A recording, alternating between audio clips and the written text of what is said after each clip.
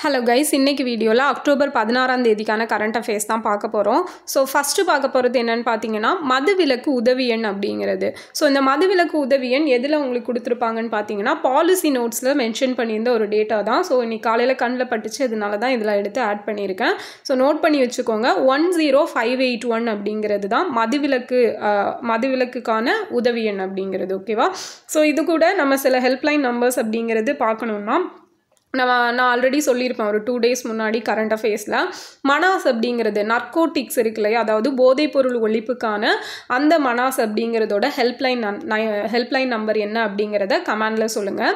அதே போல் நம்மளுக்கு தெரியும் ஆன்டி டிப்ரெஷன், அதுக்கப்புறம் பார்த்தீங்கன்னா இப்போ சூசைடல் தாட்ஸ் எல்லாம் வந்துச்சுன்னா நம்ம அதுக்காக கால் பண்ணுற நம்பர் வந்து 104 அப்படிங்கிற நம்பருக்கு கால் பண்ணலாம். அதுக்கப்புறம் வேறு என்ன ஹெல்ப்லைன் நம்பர்ஸ் இம்பார்ட்டன்ட்னா, தாய் சேய் நல இதுக்காக கால் பண்ணுறது. ஸோ அது வந்து 102 அப்படிங்கிற நம்பர். நெக்ஸ்ட் பார்த்தோம் அப்படின்னா நமக்கு தெரியும் 108 அப்படிங்கிறது எமர்ஜென்சி இல்லையா, ஆம்புலன்ஸுக்கு கால் பண்ணுறது. ஸோ இது எப்போ தமிழ்நாட்டில் எந்த வருஷம் வந்துச்சு நடைமுறைப்படுத்தினாங்கன்னு சொல்லுங்கள். அதே போல் இந்த 108 அப்படிங்கிறதுல ஸ்டார்டிங்கில் பார்த்தீங்கன்னா கால் பண்ணால் 13 minutesல வந்துருவோம் அப்படின்னு சொல்லியிருப்பாங்க. இப்போ வந்து அது ரீசெண்டாக அந்த டைமிங் அப்படிங்கிறத ரெடியூஸ் பண்ணியிருக்காங்க. ஸோ இப்போ எவ்வளோ மினிட்ஸில் அவங்க வந்து ரீச் ஆவாங்க அப்படிங்கிறதையும் கமெண்டில் சொல்லுங்கள். ஸோ இதெல்லாம் சில இம்பார்ட்டண்ட்டான ஹெல்ப்லைன் நம்பர்ஸ், இதை வந்து ஞாபகம் வச்சுக்கோங்க. அடுத்தது drugs and cosmetics act. So இந்த ஆக்ட் பார்த்தீங்கன்னா 1940 வந்திருக்கும். ட்ரக்ஸ் அண்ட் காஸ்மெட்டிக்ஸ் ஆக்ட் அப்படிங்கிறது மருந்து மற்றும் அழகு சாதன பொருட்களுக்கான சட்டம் 1940. ஸோ இந்த ஆக்ட் பார்த்தீங்கன்னா ரீசெண்டாக ஒரு 1 weekலேயே ஒரு 2 to 3 times வந்து பேப்பரில் வந்துருச்சு. அதனால இது கண்டிப்பாக ஒரு ஆக்சுவலாக இது இம்பார்ட்டண்ட்டான ஆக்ட் தான். இது நம்ம இன்னும் ரொம்ப கவனமாக படிச்சுக்கணும். ஸோ இந்த ட்ரக்ஸ் அண்ட் காஸ்மெட்டிக்ஸ் ஆக்ட் இருக்கு இல்லையா, இதில் ஒரு மசோதா அப்படிங்கிறது இப்போ 2025 இனி நடக்கக்கூடிய பார்லிமெண்ட் செஷனில் வந்து கொண்டு வர இருக்கிறாங்க. ஒரு வரைவு மசோதா மாதிரி, ஒரு கொள்கை மாதிரி, பாலிசி மாதிரின்னு வச்சுக்கோங்களேன். ஸோ அது கொண்டு வர இருக்காங்க. அண்ட் அது ஒன்ஸ் இம்ப்ளிமெண்ட் ஆனதுக்கப்புறமா நம்ம அதை பற்றி இன்னும் டீட்டெயிலாக பார்க்கலாம். அடுத்தது ட்ரக்ஸ் அண்ட் காஸ்மெட்டிக் ரூல்ஸ் அப்படிங்கிறது. ஸோ இதில் ஃபஸ்ட்டு எப்போவுமே சட்டம் கொண்டு வருவாங்க. சட்டம் கொண்டு வந்ததுக்கப்புறமா அதில் வந்து விதிகள் அப்படிங்கிறது கொண்டு வரப்படும். இந்த விதிகள் வந்து 1945 கொண்டு வரப்பட்டுச்சு. ஸோ எப்போவுமே ஒரு ஆக்ட் கொண்டு வந்ததுக்கப்புறம் அதில் வந்து விதிகள் அப்படிங்கிறது வகுக்கப்படும். ஸோ நமக்கு வந்து எக்ஸாம்ஸில் கூட கேட்டிருப்பாங்க. ஒரு தடவை என்ன ஆக்ட் அப்படின்னா, I think child labour act, அது ரிலேட்டடான ரூல்ஸ் கேட்டிருப்பாங்கன்னு நினைக்கிறேன். அப்போ நமக்கு அந்த லேபர் ஆக்ட் எப்போன்னு தெரிஞ்சிச்சுன்னா அதுக்கப்புறம் தான் ரூல்ஸ் வந்திருக்கும் அப்படிங்கிறத வச்சு நம்ம வந்து மேட்ச் பண்ணிக்க முடியும். ஸோ இதை வந்து ஒரு சின்ன இதாக வந்து ஞாபகம் வச்சுக்கோங்க. ஒரு சின்ன ஷார்ட்கட் மாதிரினாலும் சரி, ஒரு சின்ன ட்ரிக் மாதிரி ஞாபகம் வச்சுக்கோங்க. அடுத்தது drugs and magic remedies objectionable advertisement act வந்து 1954. ஸோ இந்த மேஜிக் ரெமெடிஸ்னால் என்னென்னு பார்த்தீங்கன்னா, இப்போ இந்த இதிலெல்லாம் காட்டுவாங்கல்ல, நாப்தால் அந்த மாதிரி சேனல்ஸ்லாம் போட்டுகிட்டே இருப்பாங்க ஆட் அப்படிங்கிறது. அப்போ அந்த மாதிரி ஆட் ஏதாவது ப்ராடக்ட்டுக்கு போடுறாங்கன்னா அதில் வந்து தேவையில்லாத ஒரு மூடநம்பிக்கைகள்னு இல்லை. இப்போ வந்து நான் மந்திரம் பண்ணுறேன், அந்த மந்திரம் மூலமாக உங்களுக்கு வந்து காலில் வலி சரியாயிரும், இல்லை நான் ஏதாவது வேறு ஏதாவது ரிச்சுவல்ஸ் பண்ணுறேன் அது மூலமாக சரியாகும், அந்த மாதிரியெல்லாம் தவறான இன்ஃபர்மேஷன்ஸை பரப்புகிறாங்க அப்படின்னா அவங்க மேலே இந்த ஆக்டுக்கு கீழே வந்து நடவடிக்கை எடுக்கலாம். ஸோ இப்போ கூட அந்த ஃபேமஸான ஒரு ஆட் ஒன்று இருக்குமே, என்னென்னா அந்த ஆதிவாசி எண்ணெய் அப்படின்னு சொல்லி மேலேருந்து கீழே வர முடி வளர்ந்துருக்கும், வளர்த்துட்டு எண்ணெய்லாம் வளர்ப்பாங்க இல்லையா. ஸோ அது வந்து அவங்க எண்ணெயினால் வளருதுன்னு சொல்லுவாங்க. அந்த மாதிரி இல்லாமல் இப்போ நான் வந்து மேஜிக் பண்ணுறேன், மந்திரம் பண்ணுறேன், தந்திரம் பண்ணுறேன், அதனால் வந்து வளருது அப்படிங்கிற மாதிரியெல்லாம் பண்ணாங்கன்னா அது வந்து நம்ம அந்த ஆக்டுக்கு கீழே அவங்க மேலே கேஸ் எல்லாம் கொடுக்க முடியும். ஸோ இதுதான் இந்த ட்ரக்ஸ் அண்ட் காஸ்மெட்டிக்ஸ் ஆக்ட் அப்படிங்கிறது. அடுத்தது ஸ்டெட்ஃபாஸ்ட் நூன் 2025. இது என்ன பார்த்தீங்க அப்படின்னா, நாட்டோ இருக்கு இல்லையா, north Atlantic treaty organisation. So அந்த நாட்டோவோட அணுசக்தி தடுப்பு பயிற்சி தான் வந்து இந்த ஸ்டெட்ஃபாஸ்ட் நூன் அப்படிங்கிறது. அண்ட் இதை எந்த கண்ட்ரி ஹோஸ்ட் பண்ணுறாங்கன்னா நெதர்லாந்து தான் நடத்துகிறாங்க. அண்ட் நாட்டோவில் அணுசக்தி தடுப்பு தயார் நிலையை இது வந்து சோதிக்கும். அணுசக்தி அப்படிங்கிறது ஏதாவது இந்த இப்போ அணுசக்தியெல்லாம் இது பண்ணுறாங்க, மேக் பண்ணுறாங்க அப்படின்னு எல்லாம் நிறைய ப்ராப்ளம்ஸ் போயிட்டுருக்கு இல்லையா. வேர்ல்டு வார் வர்ற அளவுக்கான ப்ராப்ளம்ஸ் வந்து நிறைய எல்லா கண்ட்ரீஸ்லேயுமே போயிட்டுருக்கு. அப்போ அதெல்லாம் தடுக்கிறதுக்கு தயார் நிலையில் வைக்கிறது எப்படி அப்படிங்கிறது இந்த அணுசக்தி தடுப்பு பயிற்சியில் வந்து பண்ணுவாங்க.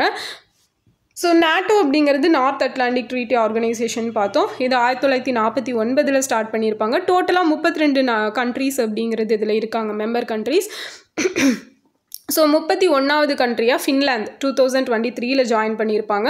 32வது கண்ட்ரியாக ஸ்வீடன் 2024 ஓகேவா, சாரி இதை 24ன்னு மாற்றிக்கோங்க, 2024 வந்து ஜாயின் பண்ணியிருப்பாங்க ஸ்வீடன். ஸோ இது வந்து ரொம்ப ரொம்ப இம்பார்ட்டண்ட்டான ஒரு டேட்டா. ரீசெண்டாக நடந்த எக்ஸாமில் கூட இதை கேட்டிருப்பாங்க, 32வது நாடாக எந்த நாடு நாட்டோ அமைப்பில் இணைந்ததுன்னு. ஸோ இந்த நாட்டோவில் ஜாயின் பண்ணுறேன் அப்படின்னு ஒரு வார்த்தை சொன்னதுக்காக தான் என்னென்னா உக்ரைனை வந்து ரஷ்யா இந்த போட்டு புரட்டிகிட்டு இருக்கிறாங்க. ஆக்சுவலாக என்னன்னு பார்த்தீங்கன்னா, இப்போ ரஷ்யாவுக்கு வந்து அவங்க வந்து ஃபஸ்ட்டு USSR அப்படின்னு இருக்கிறப்ப, அந்த சோவியத் யூனியன் ரஷ்யான்னு சொல்லி இருந்தப்ப நிறைய ரீஜியன் அப்படிங்கிறது அவங்கக்கிட்ட இருந்துச்சு. ஸோ கொஞ்சம் கொஞ்சமாக எல்லாத்தையுமே இழந்துட்டு வந்தாங்க.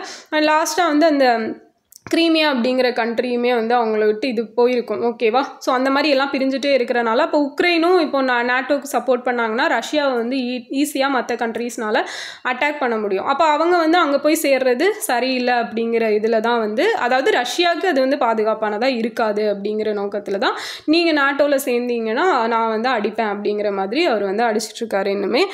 ஓகே, அதான் அவங்களுக்கு இடையிலான பிரச்சனை. உங்களுக்கான கொஸ்டின் பார்த்தீங்கன்னா, ரஷ்யா உக்ரைன் போர் வந்து எந்த வருஷத்துல இருந்து நடந்துட்டுருக்குது அப்படிங்கிறது சொல்லுங்கள். அடுத்தது சச்சத். ஸோ இந்த சச்சத் அப்படிங்கிறது என்னென்னா centre for development of telematics. இவங்க தான் வந்து இதை டெவலப் பண்ணது. அண்ட் இது வந்து NDMAக்கு கீழே வருது, நேஷ்னல் டிசாஸ்டர் மேனேஜ்மெண்ட் அத்தாரிட்டி இருக்காங்க இல்லையா, அவங்களுக்கு கீழே வருது. அண்ட் NDMAக்கான இந்த அத்தாரிட்டி NDMA அப்படிங்கிறது ஆக்ட் எப்போ கொண்டு வந்தாங்க அப்படிங்கிறத கமெண்டில் சொல்லுங்கள். அண்ட் இது எந்த டிபார்ட்மெண்ட்டுக்கு கீழே வருதுன்னா டிபார்ட்மெண்ட் ஆஃப் டெலிகம்யூனிகேஷன். ஸோ இந்த சச்சத் அப்படிங்கிறது ஓகேவா. ஸோ இது என்னென்னா, இப்போ ஏதாவது டிசாஸ்டர்ஸ் வருது அப்படின்னா அதை முன்கூட்டியே ஒரு வார்னிங் கொடுப்பாங்க. அந்த வார்னிங் கொடுக்கறதுக்கான பிளாட்ஃபார்ம் தான் இந்த சச்சத் அப்படிங்கிறது. ஸோ இதை வந்து ஒருங்கிணைந்த ஒரு எச்சரிக்கை அமைப்பு அப்படின்னு சொல்கிறாங்க, இன்டகிரேட்டட் அலர்ட் சிஸ்டம் அப்படின்னு சொல்லப்படுது. ஓகே, இப்போ வந்து பேரிடரை முன்கூட்டியே எச்சரிக்குது அப்படிங்கும்போது நமக்கு டக்குன்னு எந்த விஷயம் ஞாபகம் வந்துடணும் அப்படின்னா நிசார் சேட்டலைட் அப்படிங்கிறது ஞாபகம் வந்துடணும். ஸோ நிசார் அப்படின்னா என்ன, நாசா இஸ்ரோ சிந்தட்டிக் அப்பார்ச்சர் ரேடார் அப்படிங்கிறது தான் நிசாரோட ஃபுல் ஃபார்ம். ஸோ இந்த நிசார் வந்து எப்போ லான்ச் பண்ணாங்க அப்படிங்கிறத கமெண்டில் சொல்லுங்கள். இந்த நிசாரில் பார்த்தீங்க அப்படின்னா நம்ம நாசா, ஆக்சுவலாக நம்ம யூஎஸ்ஏயோட நாசாவும் நம்ம இந்தியாவோட இஸ்ரோவும் சேர்ந்து தான் இதை வந்து டெவலப் பண்ணி லான்ச் பண்ணாங்க. ஸோ இங்கேருந்து தான், இந்தியாவிலேருந்து தான் அது லான்ச் பண்ணப்பட்டுச்சு. அண்ட் இதில் வேறு என்ன விஷயங்கள் அப்படின்னா, இதுக்கும் பேரிடருக்கும் என்ன சம்மந்தம்னா, இது என்ன பண்ணுது அப்படின்னா மேலே அப்படியே ரவுண்ட் அடிச்சுட்டே எங்கேயாவது ஒரு பிளேஸில் எர்த்குவேக் வருது, இல்லைனா சுனாமி வரப்போகுது, இல்லைனா வேறு ஏதாவது பேரிடர்கள் நிகழப்போகுது அப்படின்னா ஒரு ½ hour முன்னாடியே அங்கேருந்து சிக்னல் கொடுத்துரும். அப்போ நம்ம அதுக்கு வந்து அதுக்கேற்ற மாதிரி அலர்ட்டாக இருக்கலாம். ஸோ 12 days ஒன்ஸ் வந்து இது பூமியில் இருக்கிற எல்லா பிளேஸையும் கேப்சர் பண்ணி நமக்கு சென்ட் பண்ணும். அண்ட் இதோட ஆயுட்காலம் பார்த்தீங்கன்னா 5 years. 5 yearsக்கு அப்புறமா இதை பூமிக்கு கொண்டு வந்து டெமாலிஷ் பண்ணுற ஐடியாவில் இருக்காங்க. அண்ட் இதில் வேறு என்ன டேட்டானா, இதில் 2 பேண்ட் இருக்கும், L band S band அப்படிங்கிறது. ஸோ L band வந்து நாசாவோடது, S band வந்து நம்ம இஸ்ரோவோடது, இவங்க மேக் பண்ணது. அண்ட் இது வந்து எதுக்காக அப்படின்னா அந்த சாயில் இதெல்லாம் வந்து என்ன பண்ணோம் அப்படின்னா அங்கேருந்து இந்த பூமியிலேருந்து மேலேருந்து பூமியில் இருக்கிற சாயில் இதெல்லாம் வந்து மானிட்டர் பண்ணுறதுக்கான ஒரு பேண்டு ஓகேவா. இந்த L band S band அப்படிங்கிறது அந்த ஒரு பர்பஸில் யூஸ் பண்ணக்கூடியது தான். ஸோ இது வந்து இதோட ரிலேட்டடான விஷயங்கள். அடுத்தது கோமதி ரெஜுவனேஷன் மிஷன். ஸோ இந்த கோமதி ரெஜுவனேஷன் மிஷன் அப்படிங்கிறத எந்த கவர்மெண்ட் ஸ்டார்ட் பண்ணியிருக்காங்கன்னா UP கவர்மெண்ட் தான் ஸ்டார்ட் பண்ணியிருக்காங்க. ஸோ கோமதி அப்படிங்கிறது என்னென்னா ஒன்றும் இல்லை, ரிவர். ஸோ நமக்கு தெரியும் கங்காவோட ட்ரிபியூட்ரி துணை ஆறு தான் வந்து இந்த கோமதி அப்படிங்கிறது. அண்ட் இந்த கோமதி எடுத்துட்டோம் அப்படின்னா ஃபுல் அண்ட் ஃபுல் வந்து இந்த UP இந்த ரீஜியனில் தான் பாயுது. ஸோ அந்த உத்தரகாண்ட் அந்த ஆமாம், ஆக்சுவலாக நமக்கு கங்கை வந்து மேலேருந்து உற்பத்தியாக வரும் இல்லையா. ஸோ வந்து அதுலேருந்து ஒரு கிளையாக பிரியும் போது இந்த கோமதி ஆறு வந்து UPயில் பாயும். அண்ட் இதுக்கு வந்து வேறு என்ன பேருனா கும்டி அல்லது கோமதி அப்படின்னு சொல்லி இதை சொல்கிறாங்க. 900 kilometer நீளமுடையது. அண்ட் இதில் வந்து இதோட நதிக்கரையில் என்னென்ன நகரங்கள் இருக்குது அப்படின்னு பார்த்தீங்கன்னா சுல்தான்பூர், லக்னோ, ஜான்பூர், லக்கிம்பூர், கேரி, இப்படி இந்த சிட்டிஸ் எல்லாம் அந்த நதிக்கரையில் இருக்கக்கூடிய நகரங்கள். ஸோ கங்கா அப்படின்னு எடுத்துட்டோன்னா கங்காவோட டோட்டல் லென்த் எவ்வளோ அப்படிங்கிறத கமெண்டில் சொல்லுங்கள். இது வந்து ஒரு புனிதமான நதி அப்படின்னு நம்ம சொல்லுவோம் இல்லையா. இதோட துணை நதிகள் எடுத்துட்டிங்கன்னா யமுனா, புன்புன், தாமோதர், கோசி, கண்டக், காக்ரா. ஸோ இது எல்லாமே கங்காவோட துணை நதிகள். அண்டு வேறு என்ன கங்கா பற்றி இம்பார்ட்டன்ட் பார்த்தீங்கன்னா, கங்காவை தூய்மைப்படுத்துறதுக்காக தான் நமாமி கங்கா அப்படிங்கிற ஒரு இனிஷியேட்டிவ் 2014 ஸ்டார்ட் பண்ணியிருப்பாங்க. ஸோ சேம் அதே நோக்கத்துக்காக தொடங்கப்பட்டது தான் கோமதி ரெஜுவனேஷன் மிஷன். இந்த கோமதி ஆறு வந்து ரொம்பவே மாசுபட்டு இருக்குது. ஸோ அதை வந்து தூய்மை பண்ணுறதுக்காக இந்த மிஷனை வந்து யூபி கவர்மெண்ட் ஸ்டார்ட் பண்ணியிருக்காங்க. அடுத்தது வேர்ல்டு ஃபுட் டே. ஸோ வேர்ல்டு ஃபுட் டே உலக உணவு தினம் எப்போனா அக்டோபர் 16 ஸோ இது வந்து FAO இருக்காங்க இல்லையா, food and agriculture organisation. So இதை வந்து அக்டோபர் 16, 1945 ஸ்டார்ட் பண்ணியிருப்பாங்க. FAOவோட 18th ஆனிவர்சரி அப்படிங்கிறது இந்த வருஷம் செலிப்ரேட் பண்ணுறாங்க. ஸோ இந்த வருஷத்துக்கான தீம் என்னன்னு பார்த்தீங்கன்னா hand in hand for better foods and a better future அப்படிங்கிறது தான் இந்த வருஷத்துக்கான தீம். ஸோ அக்டோபர் 16 வேறு என்ன ஹிஸ்டாரிக்கல் ஈவெண்ட் நடந்திருக்கும் அப்படின்னு பார்த்தீங்கன்னா அக்டோபர் 16, 1906 என்ன நடந்துச்சு அப்படிங்கிறத நீங்கள் தான் கமெண்டில் சொல்ல போகிறீங்க. ஓகேவா? ஸோ வேறு என்ன 1906 அக்டோபர் 16 என்ன நடந்திருக்கும் அப்படிங்கிறத சொல்லுங்கள். ஸோ வேறு ஏதாவது இன்சிடென்ட்ஸ் உங்களுக்கு ஞாபகம் வந்துச்சுன்னா அதையும் அப்படியே கமெண்டில் போட்டு விடுங்க. ஸோ சின்ன ரீகேப் மட்டும் பார்த்துக்கலாமா? ஃபஸ்ட்டு மதுவிலக்கு உதவி எண் 10581, drugs and cosmetics act 1940, drugs and cosmetic rules 1945, steadfast noon 2025 அப்படிங்கிறது நாட்டோவோட அணுசக்தி தடுப்பு பயிற்சி தான். ஸோ இதை ஹோஸ்ட் பண்ணுற கண்ட்ரி வந்து நெதர்லாந்து.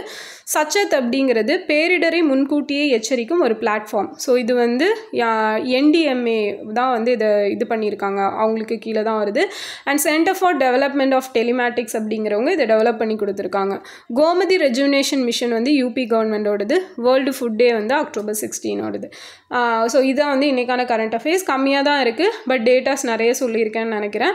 அண்ட் இந்த வீடியோ உங்களுக்கு யூஸ்ஃபுல்லாக இருந்திருக்கும்னு நினைக்கிறேன். நெக்ஸ்ட் வீடியோவில் பார்க்கலாம். கேட்ட கொஸ்டின்ஸ்க்கு மறக்காமல் ஆன்சர் பண்ணிடுங்க.